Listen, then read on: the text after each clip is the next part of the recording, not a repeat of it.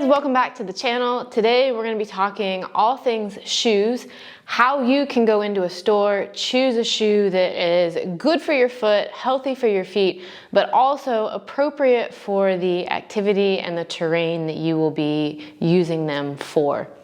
So if you're new around here, my name's Jamie. I'm a physical therapist. I've been practicing for about 15 years. Most of that time has been spent working with the military. And one of the most common questions that I get asked in the clinic is, what shoes should I buy? So what we're going to go over in this video are the things that I think you should look for in a shoe, and then some of the things that are really going to be based on personal preference, and then what you can look for if you're shopping online as far as the specifics, as far as, you know, stack height, heel drop, all those sorts of things. So I've got a bunch of shoes out to show you what I'm talking about, so let's go ahead and jump right into it. So for the most part, there are 3 characteristics that I think you should look for in a shoe. There are a few exceptions that I'll mention along the way that are based on injuries that may require something different, but for the most part, I recommend everyone look for these 3 things in a shoe. Okay, so the first and probably the most important is going to be the shape of the toe box. And we want an anatomical shaped toe box. So what that means is the foot naturally should be wider through the forefoot and the toes as those toes kind of splay out and get contact with the ground. A lot of mainstream shoe wear actually tapers in at the toes, which is then going to squish those toes, and that's a problem for several reasons. After enough time, your toes can actually start to kind of deform themselves to fit the shape of your shoe, which is what bunions are. And B, when your toes aren't able to splay and spread, you lose stability and the ability to get a nice, arch contraction, a nice push off, and it alters your gait cycle, affecting things all the way up the chain. Clinically, I really can't think of any circumstance that I have ever recommended someone purchase a tapered toe box shoe. For everything, we want the body in normal anatomical alignment, which is going to mean allowing those toes to splay. With that said, if you have been squishing your feet into a narrow toe box for a long period of time, and then you try on a pair of shoes where your toes have space, it's gonna feel really odd. It's gonna feel like the shoes are too big for you because your feet are probably naturally used to having some kind of contact of the toe on the sides of the shoe. And so when you put your foot into a wide toe box shoe and your toes can wiggle and don't feel any contact, you're gonna feel like you have lost some stability until you get used to it. And I will say from personal experience, I made the switch to more foot-friendly shoes about a decade ago, but I actually found over the course of the first few years, I went up 3 whole shoe sizes. And I don't know that that's actually that the size of my foot changed, although I think it's possible that I just gained more toe splay.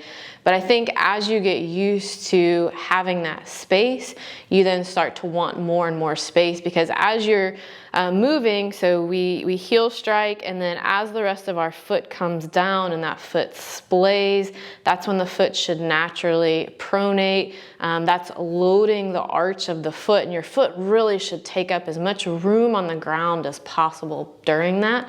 So what I think happened for me is my foot just started to want that space for that movement, and I just kind of gradually kept going up in size. So I've got 2 shoes here. I want to show you the difference.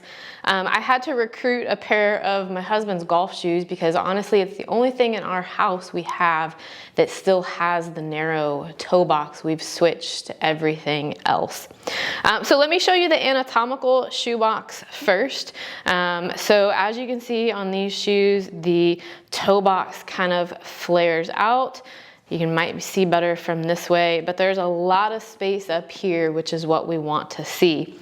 Now, if you compare that to these golf shoes, you'll see how narrow and pointed this is, which means those toes are really going to have to clamp down.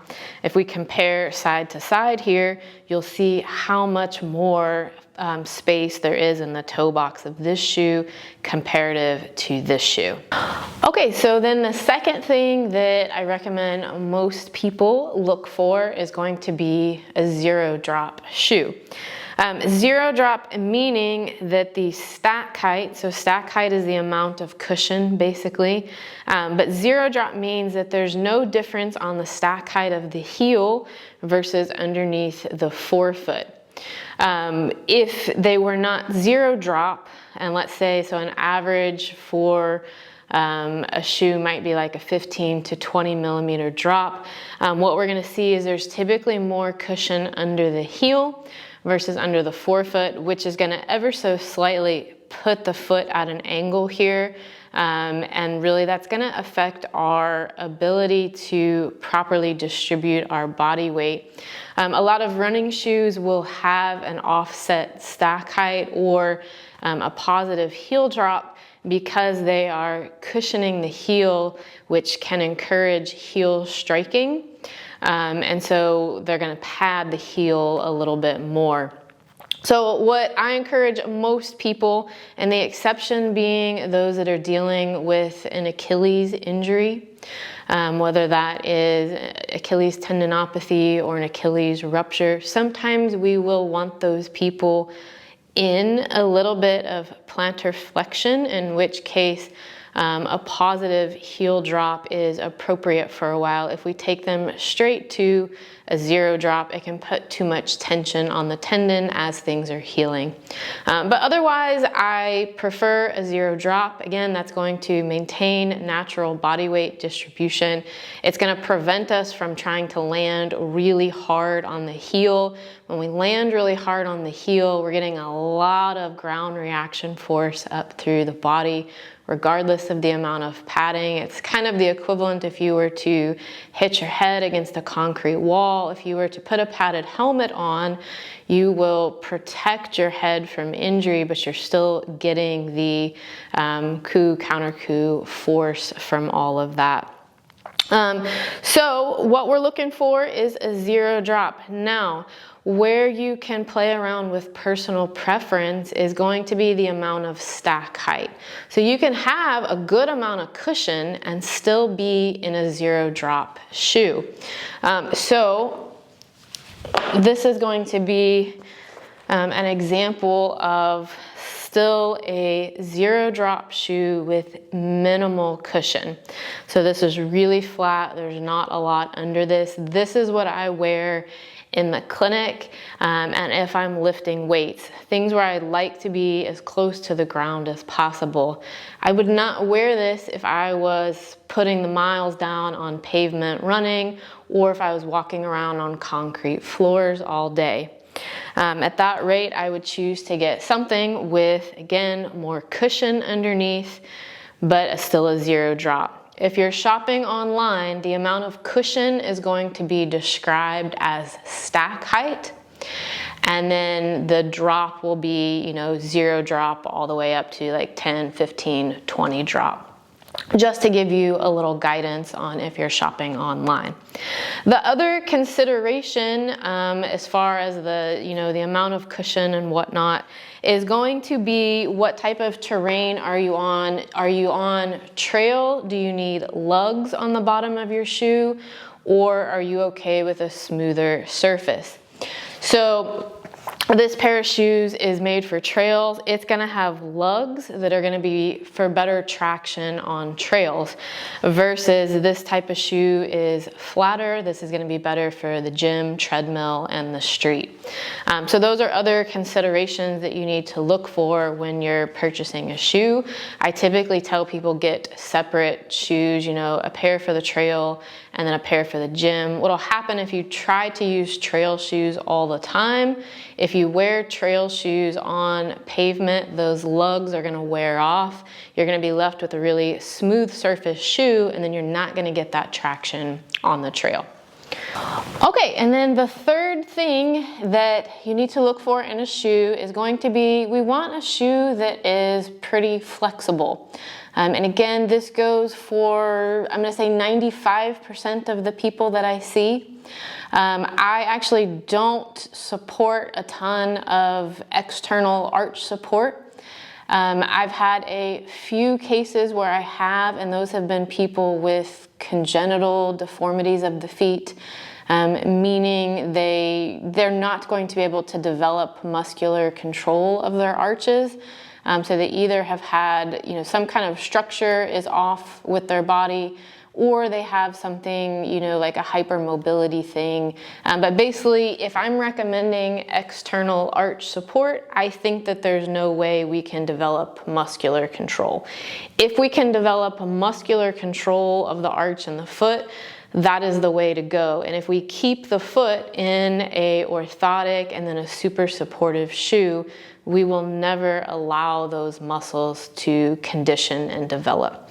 So again, for most people, we want to look for a flexible shoe. And what does that mean? That means that it can kind of bend and fold up. As your foot moves and contacts with the ground, it should be able to manipulate over rocks, tree roots, uneven curbs, and the shoe has to be able to manipulate with it. What happens if we're in a really rigid shoe, which I see a lot of times for people, they purchase these to go hiking. The shoe is so rigid that when we hit like a tree root, the foot and the ankle cannot mold and adapt to that uneven terrain, which means that torque then goes up the chain, typically to the knee. The knee then is going to twist and sprain. If the knee doesn't take it, it'll go up through the hip and the back. So the ankle and the foot really are your first line defense against uneven terrain. If we block the ability of the foot to sense, loss of balance, to sense uneven terrain and adapt, we're just pushing injury risk farther up the chain to joints that really aren't equipped to handle it. Okay, and then the last thing that you're going to want to consider is going to be temperature, and then if the environment you're going to be in is going to be, cold and wet. So this is going to apply probably more for like hiking scenarios. But minimalist shoes, or shoes that are, healthy for the feet, they do tend to have less underneath the foot, so there's basically less material between your foot and the ground, which means your feet are apt to get a little bit colder if you don't choose the correct shoe. So for me, I'm in just a trail runner most of the year. This is what I hike in, this is what I backpack in, this is what I trail run in, until winter. So as soon as it's cold and wet, I'm going to switch to a waterproof boot. These boots still meet all the qualifications. They have the wide toe box. They are zero drop. They are flexible. They have lugs on the bottom. But they are waterproof, and then I have a thermal insole in them, which is made from that material that they give you like after a race, the little metal cape. So basically these are thin insoles that provide a little bit of heat.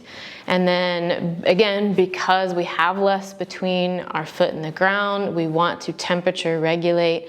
I'm always going to choose a nice thick wool sock to go with this. So with all that information in mind, probably the next question you have is what brands are good to look at? So I've got two primary brands that my family uses. Those are going to be Vivobarefoot, which is what I like. So I do Vivobarefoot for my trail shoes, my gym shoes, and then my hiking boots. And I'll drop the shoe name for all these below the video. But I like Vivobarefoot. However, I recognize that Vivobarefoot are on the thinner end of soles, meaning they don't have a lot of cushion. And they're probably not the best option if people still need or want cushion, or they're coming from a super cushioned shoe looking to kind of gradually transition. In which case, Altra is the brand that I recommend a lot. I personally don't wear them. They're too cushioned for me. My husband likes them. A lot of my clients and patients like them. So these are two models of Altras. So Ultras are all models are gonna have the nice wide toe box. They're all 0 drop. They're flexible enough. They're not quite as flexible as the Vivobarefoots, but they're still pretty darn good. What the Ultras are gonna have though is they're gonna have more cushion or a greater stack height. So these are a great transition shoe. Some other brands that I know that people like and use are gonna be Zero.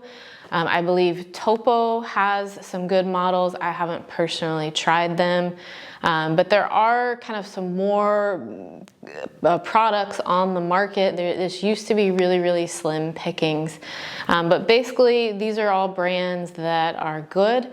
But if you're shopping, remember you're gonna look for anatomical shaped toe box, 0 drop, and then flexible. So hopefully this video was helpful. I will put some links to shoes that I use below this video. I do have an affiliate set up with Vivobarefoot. I'll put the discount code in there as well. But drop a comment below. Let me know what you think. Is this type of content useful? This is kind of detouring from my typical rehab exercise videos, but it's something that I chat a lot with in the clinic, so I thought this might be useful to all of you as well.